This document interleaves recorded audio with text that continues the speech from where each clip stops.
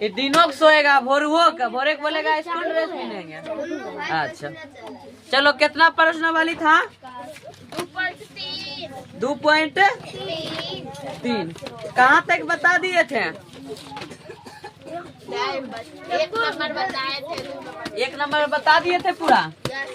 चलो 2.3 ना आलोक गणित ना आलोक गणित क्लास 8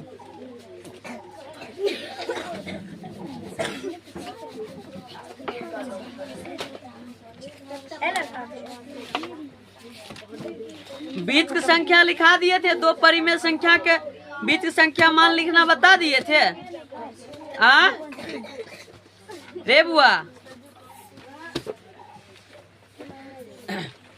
बीच की परिमेय संख्या लिखा दिए थे। परिमेय संख्याओं के बीच का मान निकालना। चलो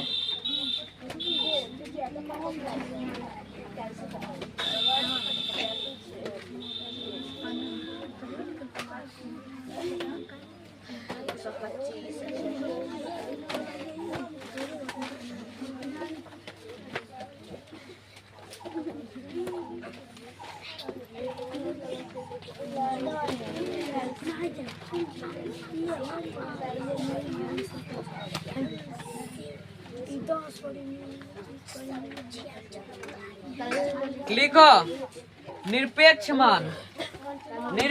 मान के गुण। निरपेक्ष मान के गुण निरपेक्ष ऐसे लिखना। नाटिकर नीरो नीर पैकर पे अक्षर निरपेक्ष मान के गुण क्या लिखेगा? निरपेक्ष मान के गुण।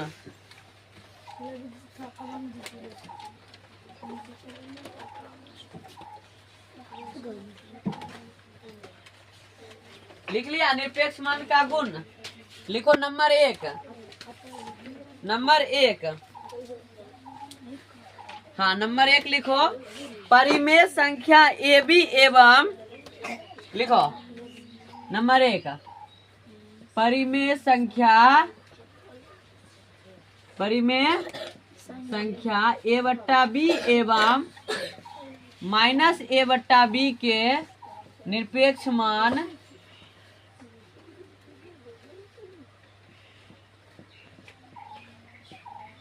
मान A/B ही होगा।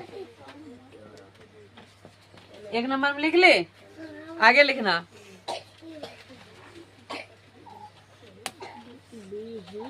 शून्य का निरपेक्ष मान शून्य ही होता है। शून्य का निरपेक्ष मान शून्य ही होता है। शून्य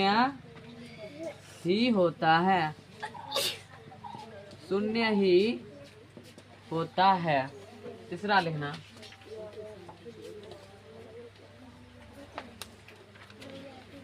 समझा देते फिर क्या होता है निरपेक्ष मान।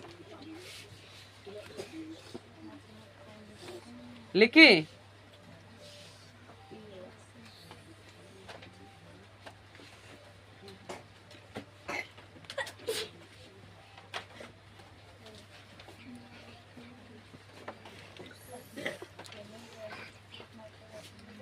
अब समझो। तीसरा यदि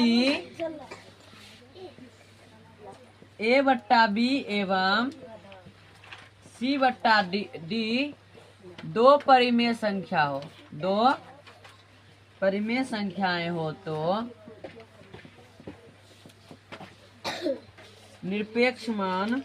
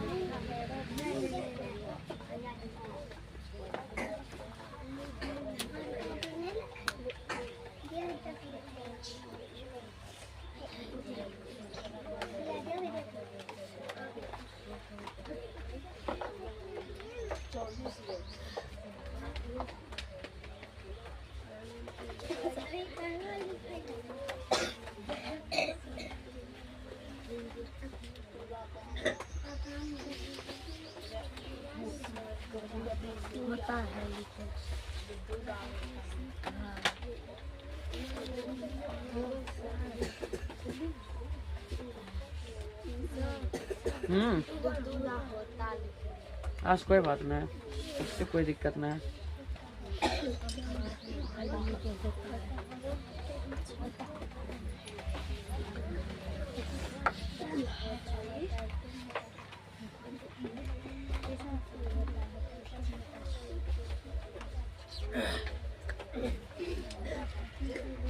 उतारो जल्दी से।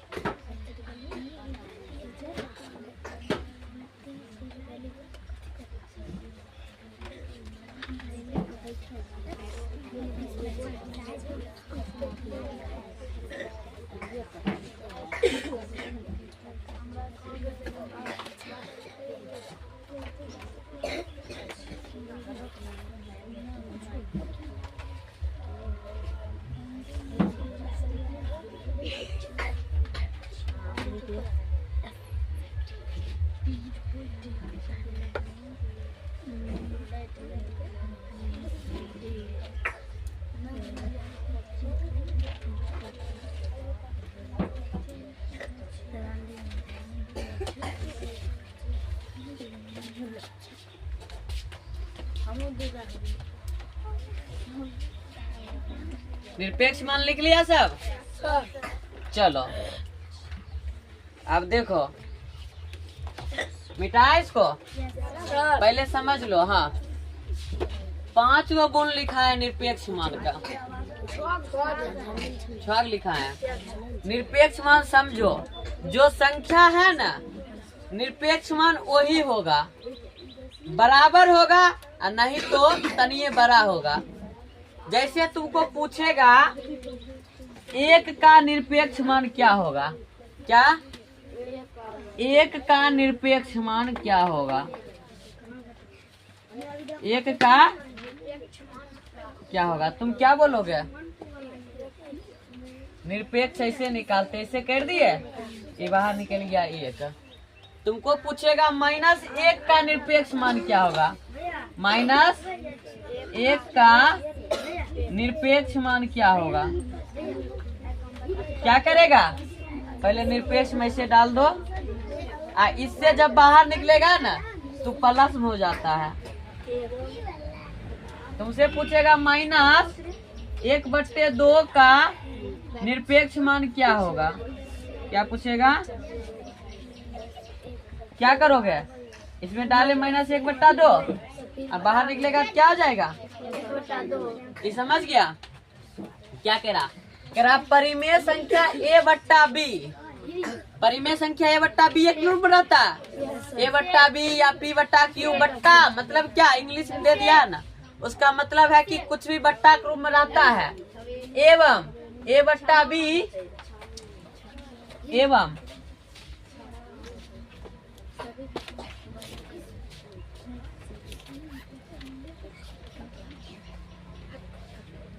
-a/b, -a/b के लिए निरपेक्ष मान a/b ही होगा।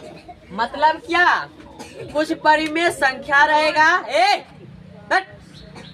कुछ परिमेय संख्या रहेगा, a/b के रूप में रहेगा। मतलब क्या, चाहे बट्टा के रूप में प्लस में है, चाहे वो रहेगा, कौन चीज आंसर कौन चीज निकलेगा, प्लस में। हम तुमसे पूछेंगे 1/2 का निरपेक्ष मान, क्या पूछेंगे, निरपेक्ष मान। तुम इसको ऐसे डालोगे, बाहर निकलोगे, ऋणात्मक निकलता है, समझ गया। मतलब एगो रहेगा तुमको तो वही संख्या हो जाता है, एक परिमेय है, जो रहता है वही। अगर माइनस में है तो कौन चीज में आ जाता है, प्लस। -2/3 है तो उसका निरपेक्ष मान पूछेगा प्लस में 2/3, अब प्लस में 2/3 है, प्लस में मान लो 3/5 है, इसका पूछेगा निरपेक्ष मान क्या होगा, तो निरपेक्ष मान क्या होगा 3/5। अगर -3/5 रहेगा, इसका पूछेगा तब 3/5। वही कहना चाह रहा है, कह रहा a/b के रूप में रहे तो भी, -a/b के रूप में रहे तो भी उसका निरपेक्ष मान क्या था, a/b ही रहेगा। ई हो गया a, आई हो गया /b, ई हो गया a, आई हो गया ऊपर ई है ए बट्टा बी, आई है माइनस ए बट्टा बी। आंसर ए बट्टा बी एक रूप में आया। समझ गए वहां तक? दूसरा समझो, कह रहा शून्य का निरपेक्ष मान शून्य ही होता है, तो जीरो का निरपेक्ष मान क्या होगा? जीरो ही होगा। जीरो का निरपेक्ष मान क्या होगा? आगे कह रहा यदि ए बट्टा बी एवं सी बट्टा डी दो परिमेय संख्या हो तो ए बट्टा बी प्लस क्या है सी बट्टा डी बड़ा या बराबर होगा। एना घुमाई दिए ना, इधर का बड़ा हुआ या ई हुआ बराबर, ई बराबर चिन्ह हुआ, दूगलोल जिधर घुमल है ना ऊपर चिन्ह हुआ, या तो बड़ा होगा या क्या होगा? जब दोनों को जोड़ के निकालेंगे ये दोनों को अलग करके जोड़ेंगे क्या होगा? या तो बड़ा होगा या बराबर होगा। ये बड़ा है इधर का बड़ा या बराबर। कह रहा यदि ए बट्टा बी सी बट्टा डी अब गुना के रूप में निकालेंगे उसका, तो जब दोनों गुना करेंगे अलग अलग करेंगे तो क्या होगा? गुना में बराबर होगा, लेकिन जोड़ में क्या होगा? बड़ा या बराबर। कह रहा किसी भी निरपेक्ष कभी भी निरपेक्ष मान जीरो नहीं होता है। जीरो का जीरो होता है, लेकिन और किसी का जीरो नहीं होता। कह रहा निरपेक्ष मान बड़ा या बराबर होता है। निरपेक्ष मान हमेशा बड़ा या बराबर होता है। यहाँ पर हम दो परिमेय संख्या ले लेते हैं, 1/2 और 4/5। इसका परिमेय निकालेंगे। कैसे निकालेंगे? तो देखो ऐसे करो, ए बट्टा बी है ना, 1/2 दो, ये हो गया ए बी, ऐसी आई 1/2 दे दिए, और क्या है सी बट्टा डी है, ये हो गया सी ई डी। आज जोड़ देंगे 4 बट्टा कत्ते 5। अब क्या करा? बड़ा या बराबर। ए बट्टा बी लिखो पहले, ए बट्टा बी कितना? 1/2। आज जोड़ क्या करा? सी बट्टा डी, सी का मान 4 और डी का मान 5। अब देखो अंदर पहले कम कर दो, एक 10 लघुत्तम होगा, यहाँ 5 और प्लस कितने 8, 8 5 13 बट्टे कितने हुआ 10। अब देखो ये बराबर या बड़ा, 1/2 है ना, अगर माइनस रहता तो प्लस में निकल जाता, प्लस में बाहर निकलेगा। बड़ा या बराबर 10 लघुत्तम, 2 5 10 और 5 दूना बड़ा या बराबर कितना आया? 13 बट्टा कितना आया? एक बराबर आया नहीं। इसको उतारो और तब हम बड़ा या बराबर वाला और दिखाते हैं। इसको उतार लो पहले जल्दी से।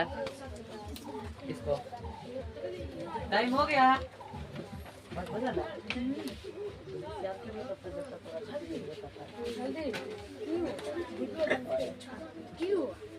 हम क्लास नहीं तक पूछेगा, छुट्टी देंगे तक पूछेगा। क्वेश्चन निकालना पड़ेगा। सर कौन है? सर थोड़ा इधर आइए। ए माइनस बी अलग अलग गुना करो, अलग अलग गुना करो, यू टाइप की गुना करो, y पर पावर 4 आएगा। ये क्लास में बताए हैं। क्या हुआ?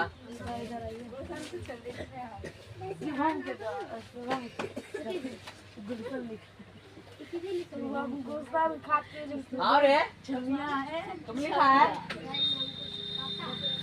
क्या करता है? गुल्ली क्या रे?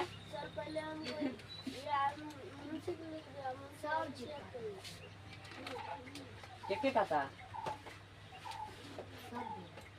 एक बात जे कहेगा उसका नाम बताना। तुम ये क्यों लिखा है? ये लड़की है शुभम कुमारी लिखना है, यही सब तुम पढ़ता। हाथ तोड़ देंगे एक दिन तरह बेहुदा। तनी तनी सब है ये है। ये उतार लिया सब? हाँ उतारो जल्दी से, जल्दी उतारो, उसके बाद इसको समझाएंगे। चलो फिजिक्स लाओ, एक अध्याय वाला तैयारी। तैयारी को पिलाया करो जैसे लाती है। खड़ा हो। और प्रदीप्त किसे कहते हैं? जो प्रकाश उत्सर्जित करना मतलब अपना नहीं देती है। प्रकाश उत्सर्जन मतलब प्रकाश नहीं देती है, प्रकाश देना और उत्सर्जित नहीं करना मतलब नहीं देना। प्रकीर्णन किसे कहते हैं? प्रकीर्णन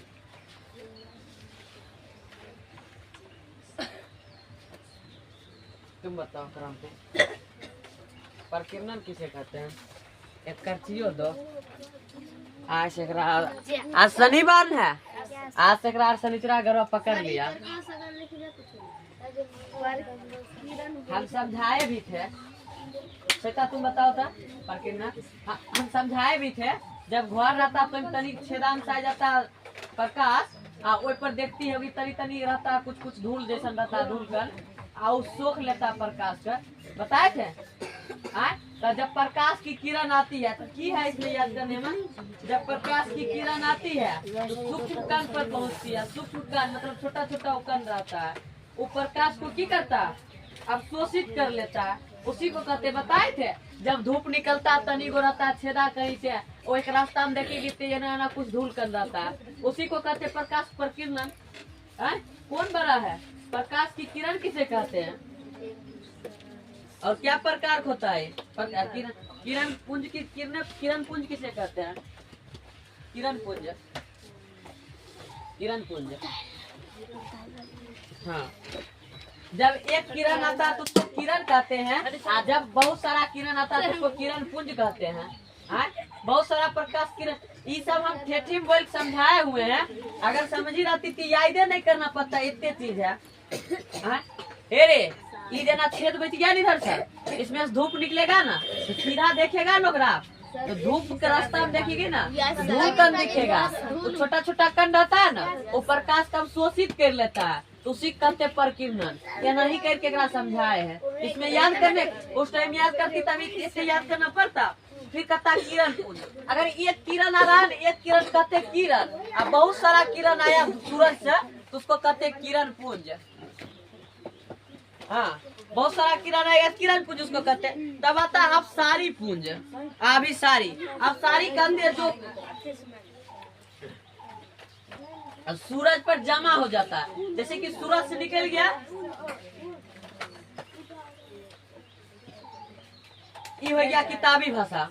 अपना भाषा में कहते हैं कि जब कहीं से निकलता है ना किरण, जैसे एक टॉर्च है ऐसे जला तो कितने किरण निकला प्रकाश, तो वो निकल रहा है तो उसको क्या कहेंगे?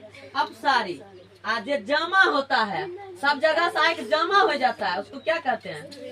अभी सारी। ये हुआ अपना भाषा में। इसको याद करेगी तो ऐसी किरण पुंज जो प्रकाश की किरणों को एक बिंदु स्रोत से, मतलब कि एक बिंदु से निकल कर फैल जाती है, फैल जाती है तो किरण अभी अब सारी, नहीं तो अभी सारी। उसके बाद है किरण पुंज, समांतर किरण पुंज। ये गलती लिखना है, यहाँ समांतर किरण पुंज होगा, यहाँ समांतर किरण पुंज होगा। हम लिखेंगे क्या? लिख देंगे। तब प्रकाश के गमन के आधार पर प्रकाश कितने प्रकार के होते हैं? 3 प्रकार होता है। ठीक है, ये रोज अब हम सुनैया होगा तोरा का। चलो देख लो जल्दी, 10 मिनट टाइम है। हो गया बुआ? अरे सब्सक्राइब करवा दो, ये लोग यार सब्सक्राइब करवा दो, आप लोग भी कर दो जो देख रहे हो।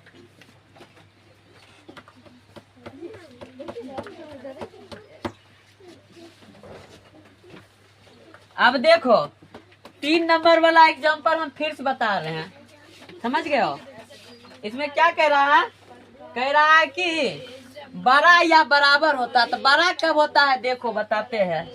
अब देखो दो परिमेय संख्या ले लो, एगो 4/5 लो, एगो -6/7।